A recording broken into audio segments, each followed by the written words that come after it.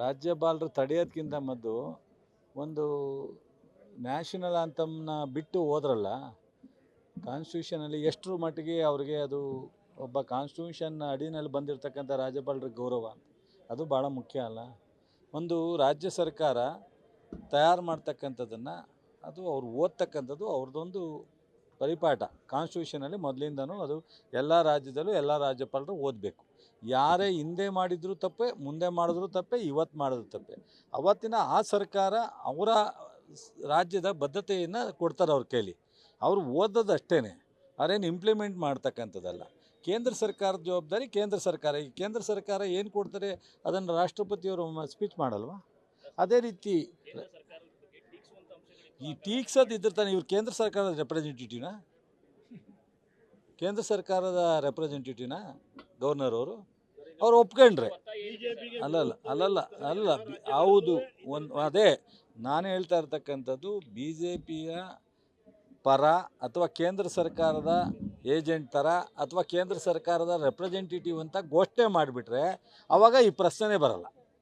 ನೆನ್ನೆ ಯಾರೋ ಹೇಳಿದ್ದಾರೆ, ಕುಮಾರಸ್ವಾಮಿನೇ ಹೇಳಿದ್ದಾರೆ. ಇದು ಯಾವುದೋ ಒಂದು ಟಿ ವಿ ಇದರಲ್ಲಿ ನೋಡಿದೆ ಇವತ್ತು ನಾನು. ಯಾರೋ ಇನ್ನೊಬ್ಬರ ಅವರು ಮುಖ್ಯಮಂತ್ರಿ ಆಗಿದ್ದಾಗಲೋ ಯಾವಾಗಲೋ ಮಾಡಿದಾಗ ಇದು ಕೇಂದ್ರ ಸರ್ಕಾರದ ಏಜೆಂಟ್ ಥರ ವರ್ತಿಸಿದ್ದಾರೆ ಅಂತೇಳಿ ಕುಮಾರಸ್ವಾಮಿಯವರೇ ಒಂದು ಹೇಳಿಕೆ ಕೊಟ್ಟಿರ್ತ ನೋಡಿದೆ ನಾನು ಇವತ್ತು ಫೇಸ್ಬುಕ್ಕಲ್ಲಿ. ಇವತ್ತು ತಮಿಳುನಾಡಿನಲ್ಲೂ ಕೇರಳದಲ್ಲೂ ಆಗಿರ್ತಕ್ಕಂಥದ್ದಿದೆ. ಟೋಟಲಿ ರಾಜ್ಯದ ಪ್ರಜಾಪ್ರಭುತ್ವ, ರಾಜ್ಯದ ಡೆಮಾಕ್ರಸಿಗೆ ಹಾಳಾಗ್ತಾ ಇದೆ. ಮೋದಿಯವರು, ಅಮಿತ್ ಶಾ ಅವರು ಇಂಥ ಕೆಲಸಕ್ಕೆ ಮುಂದಾಗಬಾರ್ದು. ಸೊ ರಾಜ್ಯಪಾಲರಿಗೆ ಈ ಥರ ಡೈರೆಕ್ಷನ್ ಹೋಗಬಾರ್ದು ಕೇಂದ್ರದಿಂದ. ರಾಜ್ಯಪಾಲರು ಏನಾಯ್ತಿತ್ತು, ನಮ್ಮ ರಾಜ್ಯದ ನಿಲುವನ್ನು ಅವರು, ಅದು ಕಾನ್ಸ್ಟಿಟ್ಯೂಷನಲ್ಲಿರೋ ಅವಕಾಶ, ಅವರು ನಿಲುವನ್ನು, ನಮ್ಮ ರಾಜ್ಯದ ನಮ್ಮ ಸರ್ಕಾರದ ನಿಲುವನ್ನು ಅವರು ಓದ್ತಾ ಇದ್ರು ಅಷ್ಟೇ. ಬಟ್ ಅದು ನಾವು ಇವತ್ತು ಅಸೆಂಬ್ಲಿಲೂ ಚರ್ಚೆ ಮಾಡ್ತೀವಿ, ನಾವು ಇಲ್ಲಿಂದ ಸರ್ಕಾರ ರೆಸೊಲ್ಯೂಷನ್ ಮಾಡಿ ಕಳಿಸ್ತೀವಿ. ಅದೇನು ತಪ್ಸೋಕ್ಕಾಗಲ್ವಲ್ಲ ಅವರು? ಅದರಿಂದ ಏನಾಗ್ತಿತ್ತು ಅವ್ರಿಗೆ?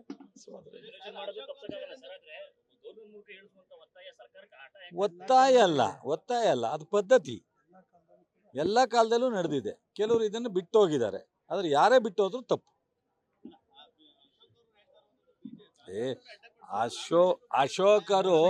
ಅಶೋಕರು ನೆನೆ ನಡ್ಕೊಂಡ್ರಲ್ಲ, ಅದು ವಿರೋಧ ಪಕ್ಷದ ನಾಯಕರಾಗಿ ನಡ್ಕೊಳ್ಳೋ ರೀತಿ ಎಲ್ಲ ಶೋಭೆನೂ ಅಲ್ಲ. ಅವರು ಲಾ ಮಿನಿಸ್ಟರ್ ಬಗ್ಗೆ ಮಾತನಾಡಿದ್ದು ಮತ್ತು ಏನು ಬಾಯಿಗೆ ಬರ್ತದೆ ಅದನ್ನೇ ಮಾತಾಡಿದ್ರು. ಬಹುಶಃ ಕೇಂದ್ರ ಸರ್ಕಾರದಿಂದ BJPಯಿಂದ ಡೈರೆಕ್ಷನ್ ಇತ್ತು ಅಂತ ಕಾಣುತ್ತೆ, ಅಗ್ರೆಸಿವ್ ಆಗಿರ್ಬೇಕು ನೀವು ಇದನ್ನು ಅಂತ. ಅದಕ್ಕೆ ಅವ್ರು ನಡ್ಕೊಂಡು ರೀತಿ ನನಗೇನೆ ನೋಡಿ ಇದೇನಪ್ಪ ಇದು ಅಶೋಕ ಇವರು ಅಂತ ಅನ್ನೋ ರೀತಿನಲ್ಲಿ ಆಯಿತು. ಅವ್ರು ಅಷ್ಟು ಕೆಟ್ಟದಾಗಿ ನಡ್ಕೊಂಡ್ರು. ಅವರು ಪಾಠ ಕಲಿಸ್ಬೇಕಾ ನಮಗೆ ಅಂತಿದ್ರು. ಯಾರಿಗೂ ಪಾಠ ಕಲಿಸೋ ಅವಶ್ಯಕತೆಯೇ ಇಲ್ಲ, ಎಲ್ರಿಗೂ ಅವ್ರದೇ ಆದಂಥ ಅನುಭವ ಇದೆ. ಸೊ ಅಶೋಕರು ನಡ್ಕೊಂಡು ರೀತಿ ಸರಿ ಇಲ್ಲ. ವಿರೋಧ ಪಕ್ಷ ವೀಕ್ ಆಗಿರೋದು ಭಾಳ ದಿವಸ ಆಯಿತು, ಈಗ ಯಾಕೆ ಹೇಳ್ತಾ ಇದ್ದೀರಾ ಬಿಡಿ.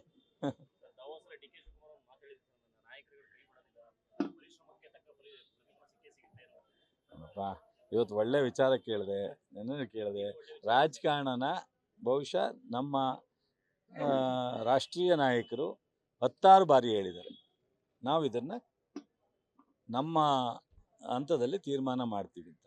ನಮ್ಮ ಸಿದ್ದರಾಮಯ್ಯನವರು, DK ಅವರು ಹೇಳ್ತಾ ಇರೋದು ಅದೇ, ನಾಯಕರ ಹಂತದಲ್ಲಿ ತೀರ್ಮಾನ ಆಗುತ್ತೆ, ಅವ್ರು ಏನು ಹೇಳ್ತಾರೆ ಅದನ್ನು ನಾವು ಕೇಳ್ತೀವಿ ಅಂತ ಇಬ್ಬರೂ ಹೇಳಿದ್ದಾರೆ. ಅದಾದ ಮೇಲೆ ನನ್ನಂಥವ್ರು ಮಾತನಾಡೋದ್ರಲ್ಲಿ ಅವಶ್ಯಕತೆ ಇಲ್ಲ ಅಂತ ಅನ್ಕೊಂತೀನಿ. ಅವೆಲ್ಲ ಪ್ರಶ್ನೆ ಇಲ್ಲಿ ಬರೋದೇ ಇಲ್ಲ. ಶಾಸಕರು ಅದು ಅವಶ್ಯಕತೆ ಬಿದ್ದಾಗ ವೋಟಿಂಗು, ಚುನಾವಣೆ ಆದಾಗ ಡೆಮಾಕ್ರಸಿ ಸಿಸ್ಟಮ್ನಲ್ಲಿ ವೋಟಿಂಗ್ನ ಶಾಸಕರ ಅಭಿಪ್ರಾಯ ತಗೊಂಡಿದ್ದಾರೆ. ಈಗ ಅದು ತಗೋಬೇಕಾದಂಥ ಬಂದಾಗ ಅವರೇ ತೀರ್ಮಾನ ತಗೋಬೇಕು. ಶಾಸಕರ ಅಭಿಪ್ರಾಯ ತಗೊಂಡು ಮಾಡಬೇಕಾ ಅಥವಾ ಹೈಕಮಾಂಡ್ ತೀರ್ಮಾನ ಮಾಡಬೇಕಾ ಅನ್ನೋದು ನಮ್ಮ ಹೈಕಮಾಂಡೇ ಮಾಡ್ತಕ್ಕಂಥದ್ದು. ಅದರಿಂದ ನಮ್ಮ ಸಿದ್ದರಾಮಯ್ಯನವರು, DK ಅವರು ಸೊ ಅಧಿಕಾರಕ್ಕೆ ಅವರು ಬೇಕು ಅಂತಿರ್ಬೋದು, ಇನ್ನೊಬ್ರು ಬೇಕು ಅಂತಿರ್ಬೋದು. ಬಟ್ ಆದರೆ ಸಿದ್ದರಾಮಯ್ಯನವರು ಎಲ್ಲೂ ಸಹ ಪಕ್ಷಕ್ಕೆ ಆಗಲಿ ಸರ್ಕಾರಕ್ಕಾಗಲಿ ಮುಜುಗರ ಥರದ್ದು ನಡ್ಕೊಂಡಿಲ್ಲ. ಸೊ DK ಅವರು ಸಹ ಎಲ್ಲೂ ಸಿದ್ದರಾಮಯ್ಯನವ್ರನ್ನ ಬಿಟ್ಕೊಟ್ಟಿಲ್ಲ. ಅದರಿಂದ ಬಹುಶಃ ಇದು ಏನು ಚರ್ಚೆ ಅವಶ್ಯಕತೆ ಇಲ್ಲ, ತೀರ್ಮಾನ ಮಾಡ್ತಾರೆ. ಆಗುತ್ತೆ, ಈಗಲೂ ಆಗುತ್ತೆ, ಎಲ್ಲವೂ ಒಳ್ಳೆ ರೀತಿಲೇ ಆಗುತ್ತೆ.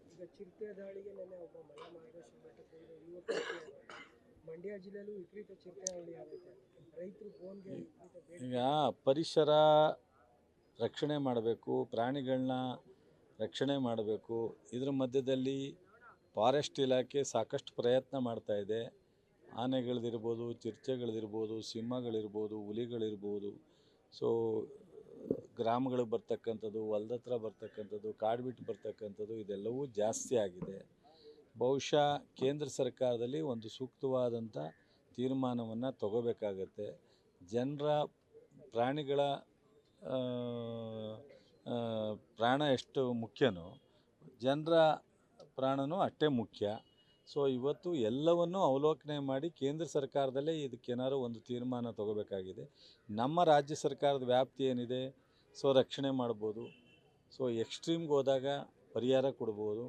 ಸೊ ಅದಕ್ಕಿಂತ ಏನೇನು ಕಾನೂನನ್ನ ಬದಲಾವಣೆ ಮಾಡೋಕ್ಕೆ, ಫಾರೆಸ್ಟ್ ಆ್ಯಕ್ಟನ್ನು ಬದಲಾವಣೆ ಮಾಡೋಕ್ಕೆ ನಮ್ಮ ರಾಜ್ಯ ಸರ್ಕಾರಕ್ಕೆ ಅವಕಾಶ ಇಲ್ಲ. ನನ್ನ ಈ ಒಂದು ವ್ಯವಸ್ಥೆಯಲ್ಲಿ ನೋಡ್ತಾ ಇದ್ದಾಗ ಸ್ವಲ್ಪ ಮಾಡಿಫೈ ಮಾಡಿ ಇದಕ್ಕೇನಾರು ಒಂದು ಸೂಕ್ತವಾದಂಥ ಕಾನೂನನ್ನ ತರಬೇಕು. ಮತ್ತು ನಮ್ಮ ಜನನು ನೆನ್ನೆ ಪಬ್ಲಿಕ್ ಟಿ ವಿನಲ್ಲಿ ನಾನು ನೋಡಿದೆ, ನ್ಯೂಸ್ನಲ್ಲಿ ರಂಗಣ್ಣವರು ಏನೋ ಹೇಳ್ತಾಯಿದ್ರು. ನಮ್ಮ ಜನನೂ ಸಹ ಯಾವ ಟೈಮ್ನಲ್ಲಿ ಫಾರೆಸ್ಟ್ ಅವರ ಸಲಹೆಯನ್ನು ಮೀರಿ ಹೋಗುವಂಥದ್ದು, ಅಲ್ಲಿ ಅಂಥ ಪ್ರೈವೇಟೆಡ್ ಏರಿಯಾದಲ್ಲಿ ಅರ್ಲಿ ಮಾರ್ನಿಂಗು ಪಾದಯಾತ್ರೆ ಹೋಗಿದ್ದಾರೆ ಅವರು. ಇದೆಲ್ಲ ತಪ್ಪು. ದಯಮಾಡಿ ನಮ್ಮ ರಾಜ್ಯದ ಜನವು ಸಹ ಎಲ್ಲೆಲ್ಲಿ ಫಾರೆಸ್ಟ್ ಇದೆ ಅಲ್ಲಿ ಸೊ ಫಾರೆಸ್ಟು ಮತ್ತು ಪೊಲೀಸ್ನವರ ಏನು ನಿರ್ಬಂಧನೆ ಇದೆ ಅದನ್ನು ಅನುಸರಿಸಬೇಕು ಅಂತೇಳಿ ವಿನಂತಿ ಮಾಡ್ತೀನಿ. ಇಲ್ಲದೇ ಇದ್ದರೆ ಇವೆಲ್ಲ ಅನಾಹುತಗಳು ಆಗ್ತವೆ. ಅದನ್ನು ನಾನು ಇವತ್ತು ಫಾರೆಸ್ಟ್ ಮಿನಿಸ್ಟ್ರಿಗೆ ಮಾತಾಡಿ ಹೆಚ್ಚು ಬೋನ್ ಕೊಡಿಸ್ಕೊಟ್ಟು ಆದಷ್ಟು ಈ ಅನಾಹುತ ತಪ್ಪಿಸ್ಲಿಕ್ಕೆ ಪ್ರಯತ್ನ ಮಾಡಿ.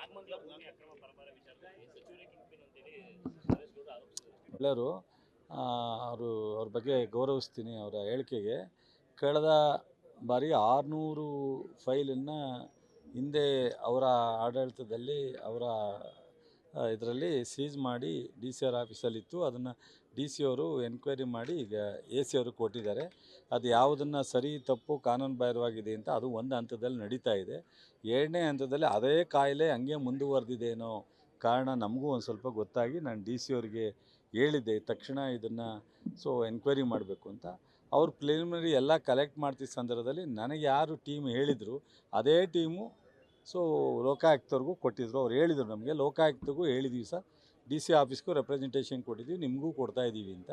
ನಾನು DC ಅವ್ರಿಗೆ ಅವತ್ತೇ ಅವ್ರ ಮುಂದೆಲ್ಲೇ ಫೋನ್ ಮಾಡಿ AC ಅವ್ರಿಗೆ ಇದನ್ನು ತಕ್ಷಣ ಸೀರಿಯಸ್ಸಾಗಿ ಗಮನ ಹರಿಸ್ಬೇಕು ಅಂತ ಹೇಳಿದ್ದೆ. ಅದೇ ಟೈಮ್ನಲ್ಲಿ ಅವರು ಸಹ ರೈಡ್ ಮಾಡಿದ್ದಾರೆ. ಭಾಳ ಸಂತೋಷ ಅಂತ ಹೇಳಿ ನಾನು ಲೋಕಾಯುಕ್ತವ್ರಿಗೆ ಮಾತಾಡೋದು ಬೇಡ ಅಂತೇಳಿ DC ಅವ್ರಿಗೆ ಹೇಳಿದ್ದೆ. ಇದನ್ನು ಸಂಪೂರ್ಣವಾಗಿ ಸಹಕಾರ ಕೊಡಿ ಲೋಕಾಯುಕ್ತವ್ರಿಗೆ. ಪೊಲೀಸ್ ಇಲಾಖೆಯವ್ರಿಗೂ ಹೇಳಿದ್ದೆ, ನಾನು ರೆವಿನ್ಯೂ ಇಲಾಖೆಯವ್ರಿಗೂ ಹೇಳಿದ್ದೆ, ಸಂಪೂರ್ಣವಾಗಿ ನಮ್ಮ ಲೋಕಾಯುಕ್ತ ತನಿಖೆಗೆ ಸಹಕಾರ ಕೊಡಬೇಕು. ನೀವು ಸಹ ಪ್ಯಾರಲಲ್ ಟೀಮ್ ಮಾಡಬೇಕು ಅಂತ ಹೇಳಿದ್ದೀನಿ. ಯಾರೇ ಮುಲಾಜಿಲ್ಲ, ಇಡೀ ಜಿಲ್ಲೆಯಲ್ಲಿ ಇಡೀ ರಾಜ್ಯದಲ್ಲಿ ಭೂ ಕಬಳಿಕೆ ಯಾರೇ ತಪ್ಪು ಮಾಡಿದರು, ಅದು ಅಷ್ಟೇ ದೊಡ್ಡವರಾಗಿದ್ರು ಅವ್ರ ಮೇಲೆ ಕ್ರಮ ಆಗುತ್ತೆ ಮತ್ತು ಅದೆಲ್ಲ ವಾಪಸ್ ಪಡಿತೀವಿ. ಪಾಪ ತುರ್ತು ಆಸೆ ಪಟ್ಟು ಕೆಲವು ದುಡ್ಡು ಕೊಟ್ಟು 10 ಕೋಟಿ 20 ಕೋಟಿ ಕೆಲವು ಮಾಡಿಸ್ಕೊಂಡಿರ್ತಾರೆ. ಅವ್ರು ಇನ್ನು ಮುಂದೆನೂ ನಾನು ಈ ಜಿಲ್ಲೆ ರಾಜ್ಯದ ಜನಕ್ಕೆ ಹೇಳ್ತೀನಿ, ಈ ಭೂಮಿಯನ್ನು ಕಾನೂನು ಬಾಹಿರವಾಗಿ ಯಾರೇ ಲಂಚ ಕೊಟ್ಟು ಅಥವಾ ದುಡ್ಡು ಕೊಟ್ಟು ಇಲಾಖೆ ಅಧಿಕಾರಿಗಳನ್ನ, ಇಲಾಖೆಯಿಂದ ಹೊರಗಡೆ ಇರ್ತಕ್ಕಂಥ ಏಜೆಂಟ್ಗಳನ್ನ ಬಳಸ್ಕೊಂಡು ಮಾಡ್ಕೊಂಡ್ರು, ಈಗಿರ್ತಕ್ಕಂಥ ಕಾನೂನು ಪ್ರಕಾರ ನಮ್ಮ ಕೃಷ್ಣ ಬೈರೇಗೌಡರು ಮಾಡಿರೋ ಕಾನೂನು ಪ್ರಕಾರ ಯಾವ ಕಾರಣಕ್ಕೂ ಅದನ್ನು ಅವರು ದಕ್ಕಿಸ್ಕೊಳ್ಳೋಕ್ಕೆ ಸಾಧ್ಯ ಇಲ್ಲ. ಒಂದು 4 ದಿವಸ ಲೇಟ್ ಆಗ್ಬೋದು. ಅದರಿಂದ ನಮ್ಮ ಜಿಲ್ಲೆ, ನಮ್ಮ ರಾಜ್ಯದ ರೈತರಿಗೆ ದಯಮಾಡಿ ನೀವು ಮೋಸ ಹೋಗಬೇಡಿ, ಇಂಥವಕ್ಕೆಲ್ಲ ಕೈ ಹಾಕಬೇಡಿ ಅಂತ ಹೇಳ್ತೀನಿ. ಬಟ್ ಅವ್ರು ಹೇಳಿರ್ತಕ್ಕಂಥದ್ದು ಏನಾದ್ರು ಅವ್ರಿಗೆ ಹೆಚ್ಚಿನ ಮಾಹಿತಿ ಇದ್ದರೆ ನಮ್ಮ ಜಿಲ್ಲಾಧಿಕಾರಿಗಳಿಗೆ ರೈಟಿಂಗ್ನಲ್ಲೋ ಬಂದೋ ಕೊಡಲಿ. ಸೊ ತಕ್ಷಣ ಸೊ ಇನ್ನೂ ಹೆಚ್ಚಿನ ಒಂದು ಕ್ರಮ ಮಾಡ್ತೀವಿ. ಅದಕ್ಕೆ ನೋಡ್ರಿ, ರೆವಿನ್ಯೂ ಇಲಾಖೆನ CBIನವ್ರು ಕ್ರಿಮಿನಲ್ ಕೇಸಾ, ಇದು ಮರ್ಡರ್ ಕೇಸಾ?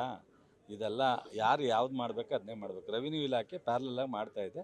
ಲೋಕಾಯುಕ್ತ ಇಲಾಖೆಯವ್ರಿಗೆ ಏನು ಬೇಕೋ ಸಪೋರ್ಟ್ ಕೊಡಿ. Thank you. ಯಾರು ತಪ್ಪಿದ್ರು ಕ್ರಮ ತೆಗಿತೀವಿ. ನ್ಯೂಸ್ ಫಸ್ಟ್, ನಿರ್ಭೀತಿಯಿಂದ ನಿಮ್ಮ ಪರವಾಗಿ.